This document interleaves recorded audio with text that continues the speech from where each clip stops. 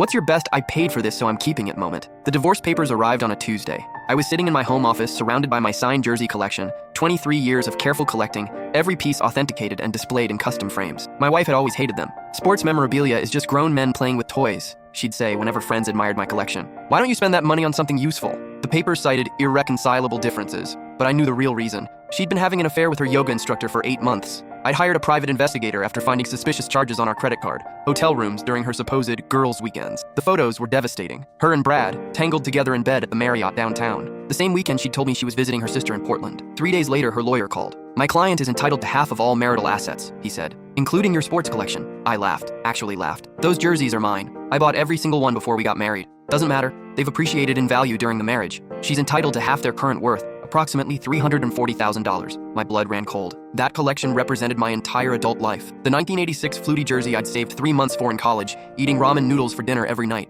The Brady Super Bowl jersey I'd bought the day after we won, standing in line at the sports shop for 6 hours. The bird jersey my dad gave me before he died, telling me it would always remind me of our bond. "She can have the house, the cars, even my retirement account," I told him. "But she's not touching my jerseys." "Then you'll lose everything in court," he replied coldly. "Massachusetts is a no-fault state. Asset appreciation during marriage is marital property." That night, I sat in my office staring at my collection. Each jersey told a story, not just of the players, but of my life. The Orr jersey from when I got my first promotion. The bird jersey from Dad's final Christmas. The Patriots collection I'd built during our championship runs, each victory making them more precious. I remembered how my wife would dust around the frames, sighing dramatically. How she'd suggest selling them whenever we had a big expense. How she'd roll her eyes when I explained their significance to visitors. "They're just shirts worn by sweaty men," she'd say. "Get over it." I called my buddy Trevor, who owned a sports memorabilia shop. "I need a favor," I said. "A big one." "What's going on?" Trevor asked, concern in his voice. "My wife's trying to take half my collection in the divorce. I need your help to make sure that doesn't happen." The next morning, I started my plan. First, I carefully removed every jersey from its frame and photographed them from every angle. Then I drove to Trevor's shop with a box containing something that would change everything.